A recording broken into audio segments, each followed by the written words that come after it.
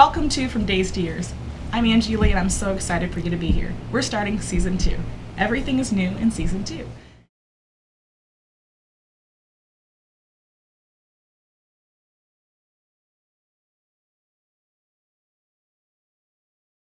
Our topic for tonight. Hey guys, thank you for having me on the season. I appreciate it. So today's all about Barbie. We're gonna Barbie it out. We have our Barbie pink drinks. We have our Barbie beautiful women as representation, and we're gonna be reviewing some clips today, right, Angie? We are. So I'm a Barbie movie virgin, so I don't know any of these clips, but I know that these ladies have seen the movie, and we're gonna do. Two times. That's the second one that said twice. So we're going to get some insight on how the Barbie movie has inspired us and made us think. Awesome. And I'm going to introduce the moms that are sitting next to me as soon as I just turn this off. To my left, we have Jennifer. Hi. Also to my left, we have Ashley. Hi. And to my right, we have Tiffany. And all of us have seen the Barbie movie. I know all these ladies are amazing women, and so we're just going to dive right into it. Should we start with the main part of the movie with the speech? What did you guys think of America Ferrera's speech in the middle of the movie? I thought that the speech was amazing, and there were applause in the theater once she was done with that speech because it pretty much hit on everything. At least one of us, like all of us in that movie theater, something that she said, each piece of her speech had to touch at least a part of every single woman in that theater. So I thought it was amazing, and I thought it was perfect timing too, where they placed that speech as well. And we're gonna bring up the clip in 1 second. I agree with Tiffany. I saw it together with a bunch of other moms, and so if you ever been to a movie with black people, and the stereotype is that we like to talk through the movie. Okay, I'm just gonna put it out there, y'all. And it's true. I'm sitting next to Tiffany, and she's probably like, shh. I couldn't help it. I was like, yes! I was crying, I was screaming, I was laughing. But when she had that speech in the middle of the movie, I was like, Tiffany, and she's probably like, Angie, stop. It was so amazing, and it made me feel like I was finally being heard. So I'm gonna play that part of the movie. I am so sad I missed all this. Yeah, it was emotional. It was an emotional moment there. It was. So I'm going to play the clip, and then we're going to listen to it really quick, and then talk about it.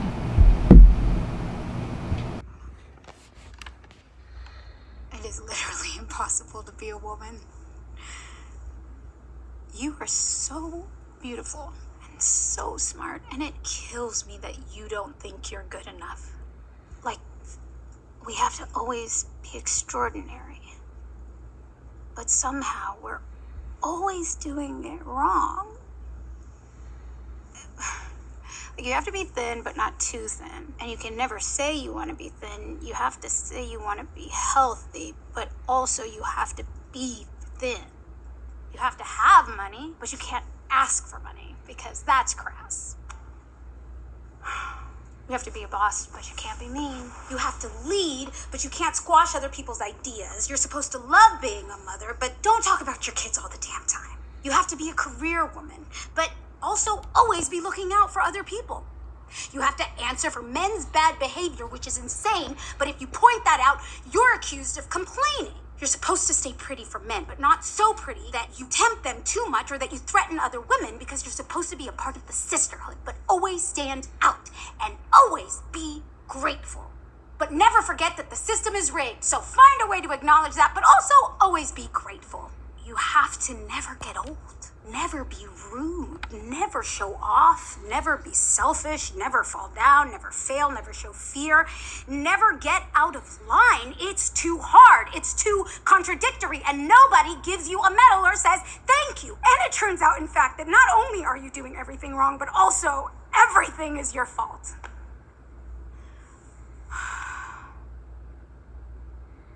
I'm just so tired of watching myself and every single other woman tie herself into knots so that people will like us.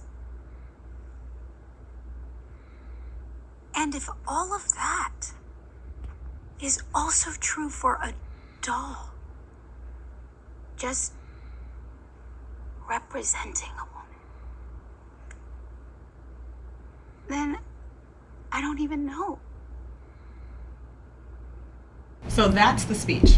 And to give it a little bit more reference, I went back and I was watching clips of America Ferrera, and she did a TED Talk several years ago.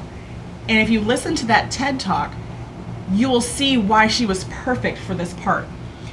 She was talking about how it is to be a Latina woman in Hollywood, and what she went through, and what she accepted, what she didn't. And when she finally came to own who she was and recognize who she was, that's when she was able to really succeed. And this was even after Ugly Betty. And so when she gave this speech, I could feel her words even more powerfully, or I could really understand and relate even more after I saw that clip from TED Talk. So what do y'all think about what she said? The idea that, you know, you have to be one thing but not be this other thing, but you really have to be that one thing. What do y'all think about that? I can absolutely relate. It's hard. I feel the same way. I work full time and I have a 9-year-old, and balancing getting her to school and doing the volunteer hours at school and being there for her, and she wants me to stay for activities at school, and I can't when I have to be at work, and balancing work and school and home life, and I always feel like I'm dropping the ball. I tell myself that I'm not a good mother all the time. I always tell myself I'm not doing enough, not good enough, and there's just always something I can't get to. I feel like there's just always something I'm missing because I have to work. But You are incredible. You are always enough. And you were brought here on earth as a woman because you could do it. I think we are truly strong souls to be women, because I look at other options and I'm glad that I can keep it together, but take the guilt away, because you're one person. We lost our tribe too. So we used to, as cultures, have support, aunts, grandparents, cousins, things like that. This generation, we're all alone. And I wish we could change that. So maybe this is the start to that, the stepping stones. But you are amazing. Yes. Because Maggie, you're a full-time working mom also. I had a midlife crisis and I quit my job. But yes, I was. So I can relate. But the same thing. So you're feeding into her because you have that same path. I think all of our jobs are hard. So I used to explain it as I work full time, I'm a housekeeper, I take care of my animals, I manage the children, I'm a chef, I'm a chauffeur, I'm an event planner. It's a lot to juggle. And when I joke around about my midlife crisis, is because I said, well, what's important to me? And I started to break away the things that were not as important, so I could manage everything that was important to me. But I had that guilt, and I took that guilt away, because I'm like, man, I'm rocking it. I'm tired. These dark circles are here for a reason, but I'm still rocking it. Kudos to you. Thank for you. taking that step. That's amazing. Thank you. I love you so much. My new best friend, Tiffany. I just want to piggyback off of what you said as well. You said that we used to have a tribe, and now we're kind of alone. Mm-hmm. And that is a big deal, because my mom always says to me, I don't remember parenting being that hard. Well, of course you didn't. You had your friends, your family, everybody pitched in to help raise the kids, the neighbors, everybody. And like a lot of days, you know, we're career driven, and we're either doing our own thing or going, you know, with our husband and following and supporting his dreams, and it takes us away from our family and our friends. And so whereas my parents would get together every single week, I just remember every weekend we were always with our play cousins, is what we called it, because they were so close to our parents that, you know, their children were like our family members. But we would all be together. You'd have my neighbor saying, no, don't do that, or, you know, let me tell your parent you're doing this, or, you know, oh, they're watching out for us. But now I've noticed here where we live now, I do kind of have that support just being in this community. Yeah. Our street is, you know, we're kind of like family, and we look out for each other's kids and things like that. But prior to coming here, we didn't have that. It was just my husband, myself, and my 2 kids. And any and everything, like America Ferrera said, was my fault. You know, anything that happened with the kids, it was all on me. There's nobody else to, you know, say, well, they, you know, dropped the ball here because the husband's out working and I'm at home being a stay-at-home mom. And if he comes home and there's a hole in the wall or a mark, or, you know, it's like, well, how'd that happen? Well, I don't know. I'm not watching them 80% of the time. You know, they have to play, they have to learn. But it's like a lot falls on us, and it is a very heavy weight. And so for you to lift some of that off of you is amazing. Thank you. But I did it because society wasn't going to change their views at this time. And that's my biggest thing, because she said, I always have to be grateful. This is what's being put on me, that pressure. And it's true. Why are women hit with this pressure? So even if we had that tribe, like this community, even if we had a great family support, still, as a society, we're looking at women as you're the problem. Yep. And then later on in the movie, I can pick up the clip. The daughter in the movie says, and I think the answer is, everybody hates women. Men hate women. Women hate women. Everybody hates women. Because we're awesome. You always poo-poo on the one you envy. You poo-poo on the one you admire. You poo-poo. You got to bring them down to your level. No, we're still up here, guys. We're making it happen. Because it's crazy. We're the ones saying we don't like this, but at the same time, we're also the ones tearing each other down. Some, yeah. Again, I always feel it goes back to insecurity. You treat people as a reflection of how you feel yourself. So if I met you and I didn't like something about you, it's because you're reminding me about that quality of myself. Therefore, I got to take it down, right? If we just accepted that it's hard, we accept that we're not perfect.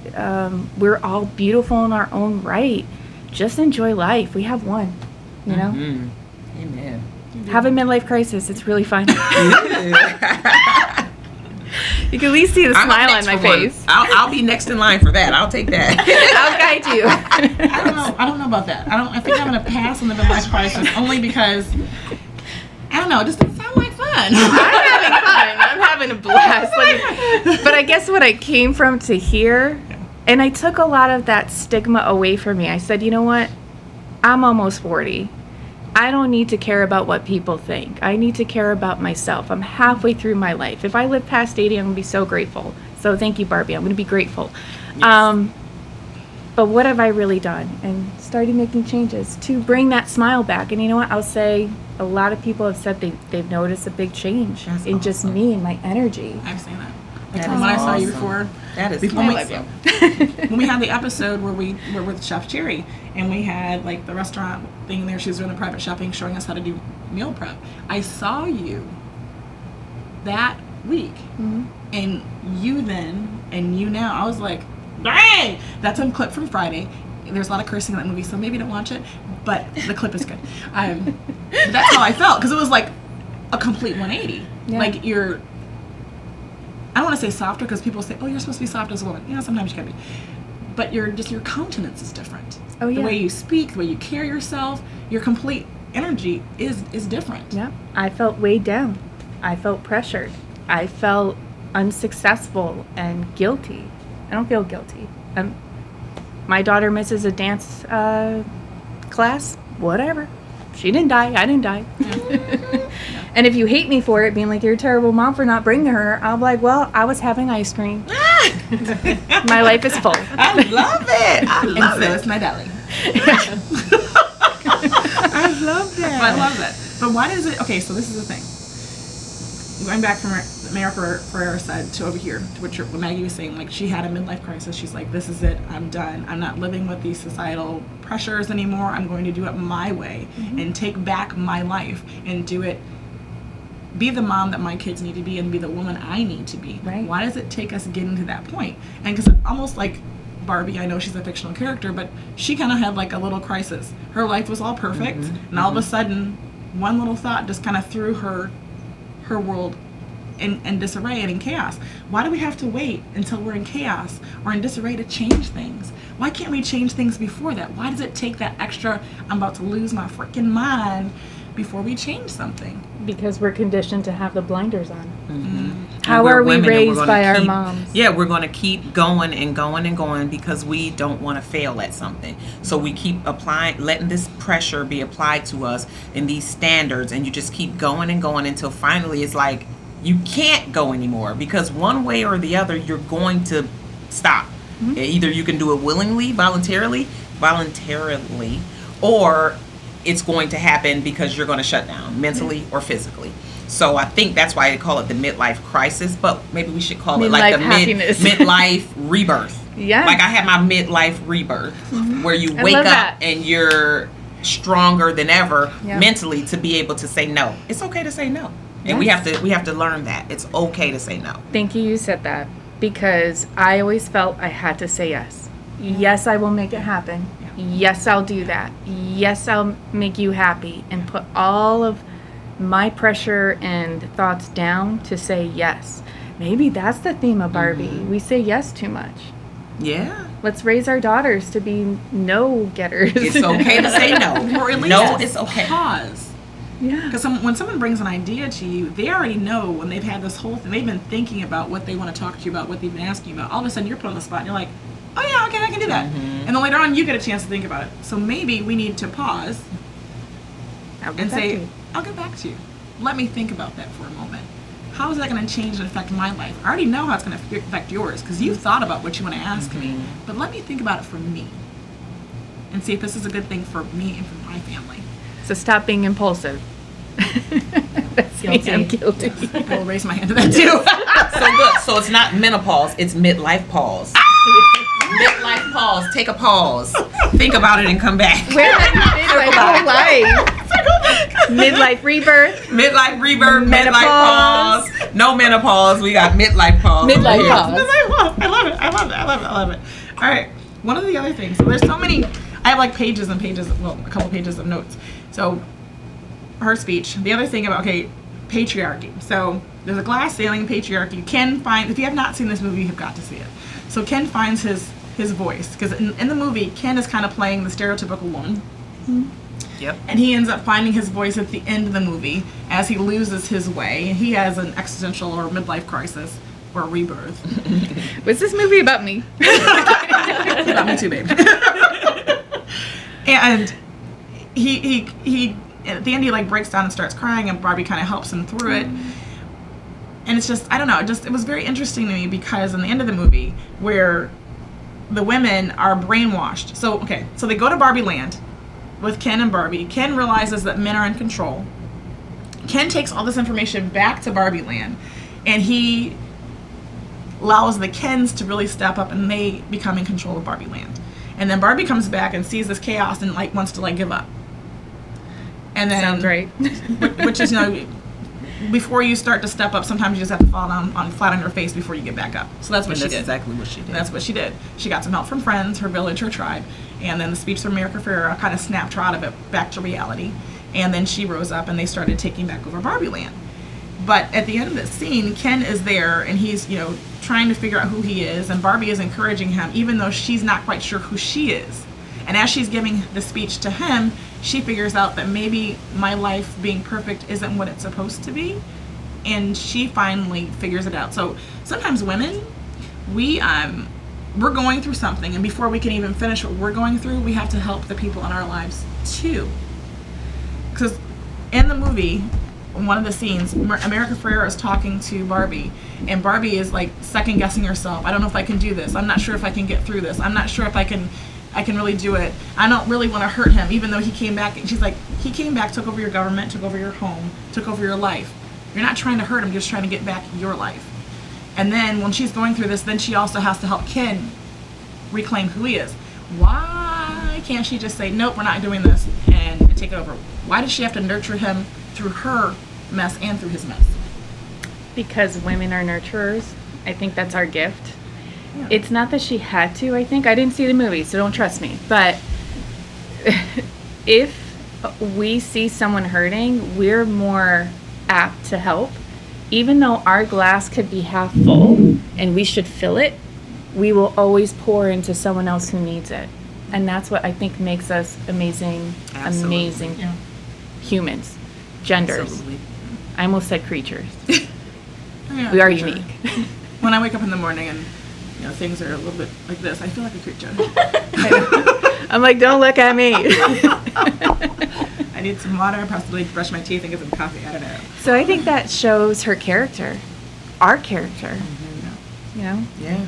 Just like even last night, I was telling Angie, Oh, yeah. I was tired. Like, I went to bed late because after everyone else was asleep, then I came to clean up the kitchen and do everything. And I knew, we were doing this morning. And I'm like, finally, I lay down to go to sleep. And as soon as I get good into my sleep, my husband woke up. And he was just like, not okay. He was hot. He was just feeling a certain type of way. And he could not go back to sleep. And I got up and I went, got him something to drink. And then I said, do you need like Excedrin, or do you need, some allergy medicine? Like, I'm trying to figure out things for him. Yeah. And meanwhile, I'm sitting here thinking the clock is ticking, but I wanted to make sure he was okay. And so finally, after trying to sleep downstairs, then going in the guest room and then playing like these musical beds, finally he went to sleep. And then I lay back down and I fall asleep, and my son comes and wakes me up. Oh. And of course I got to get up. Do you need your asthma? Do you need your inhaler? Are you okay? Like, do you have a fever? Like, I'm taking care of them. And then I finally go back to sleep. And I woke up it felt like 30 minutes after that, because I'm worried, like, I'm not going to oversleep. Am I? And finally I get up and I'm like, my eyes are red, like I'm tired and we've got to do this today. But it all washed away once Angie hit the door, or once Valerie hit the door. I was just, it went away. So it's like, I think we can pull an inner strength in there somewhere, because we can do all that and then still get up and do what we're supposed to do. And tonight will come and everybody else will be like, oh, I'm tired, I'm going to bed. But the mom, the wife, the woman, we're still up because we still got to take care of everything else. We just keep going and going and going. And so it's the nurturing, like you said, like we don't have to, we just automatically do it. We automatically pull from an inner strength that we have, that God blessed us with. Thank you, God. Because if we didn't have it, the world would be in shambles. We hold everything together, in my opinion. We make babies. Mm-hmm. That explains it all. We create entire humans in our bodies. And We're birth amazing. them. And then we forget about it, but we knew it was traumatic. Yeah. I didn't forget. Oh, I You didn't know. did. I knew it was bad, until but it I'm like, hit me I could do it again. I literally forgot about it until it hit me again with my second. Like, once that first contraction hit, all of it came back and I was like, oh no, what did I do? But up until then, like, I totally forgot about all the pain. I knew it hurt, but I didn't remember what it was like until it hit me again. Yep. And then I was like, God dog it. But then you see that beautiful little face and you're like, it was all worth it. Yes. I know, right? It was worth it, but I didn't forget. My epidural wore off in the middle. Oh no. I didn't forget. Poor thing. Never. I mean, I love my baby. I would do anything for her, but I didn't forget that. Yeah, I'm telling you, I think I It must is have trauma. Oh, forgotten. I have a question for y'all. So there's a part in the movie before Barbie goes to Barbie World where she's trying to figure out why her feet went flat and her toast is burnt and her water, she fell off the house and all that. Where Weird Barbie tells her, she says, you have to go to the real world. You can go back to your regular life and forget any of this ever happened, or you can know the truth about the universe. And she said, Wow, she this gives movie's cool. Oh yeah, the movie's awesome. And she gives her a choice of this heel Or the American and the Birkenstock. And Barbie's like, I'll take the first one. I mean, she wants to keep her regular life. And Weird Barbie's like, no. You have to pick the Birkenstock. You have to go. She's like, no, I don't. I want to pick the heel. She's like, no, we're going to do this again. And you need to choose the Birkenstock. And finally Barbie chooses, or feels forced to find out the truth and explore who she is and kind of save Barbie world.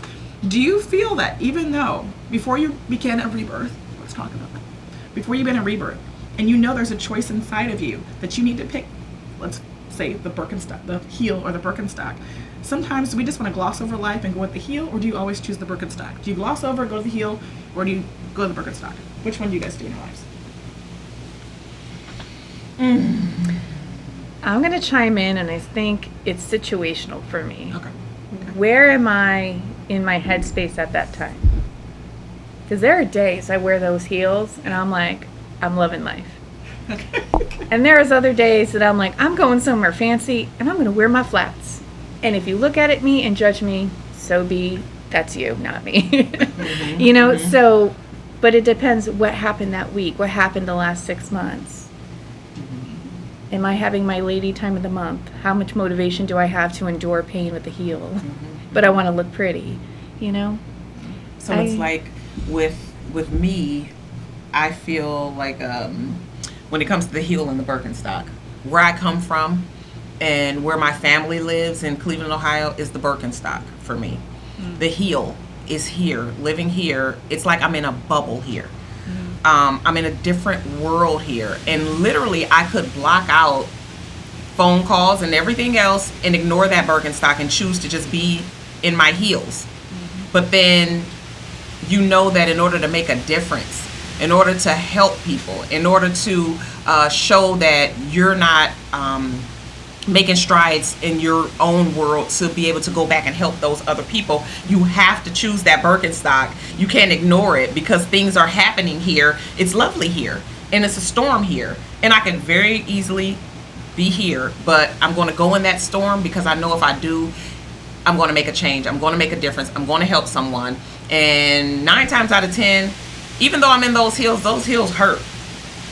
There are things in those heels that are hurting my feet, that are also annoying. It's beautiful, but some of those things hurt. And here it's comfortable. I can come here and be comfortable and be with my people and my family and help here and do things here, and then I can run back to my heels until those hurt me. So it's like you're going like back and forth, but I think the Birkenstock is necessary because that Birkenstock is what is the foundation and what has formed you to be able to be who you are and to be able to help who you are. But it's also like that foundation, and it reminds you, and it lets you know that there's still work to be done. So, you know, you can have your heels, but you got to choose your Birkenstocks. It's just inevitable. And it's a difference between the ideal world and reality. So like Birkenstock can be like your reality, and the heel can represent the ideal world, which is here, like where we live. It's idyllic. It is. Can we choose barefoot? Can I ground? That's the other thing. Can we just put our toes in the sand and in the pool sometimes and just be barefoot in the grass? I like how you said, though, that both hurt. You said the Birkenstock, I can ignore it, it hurts.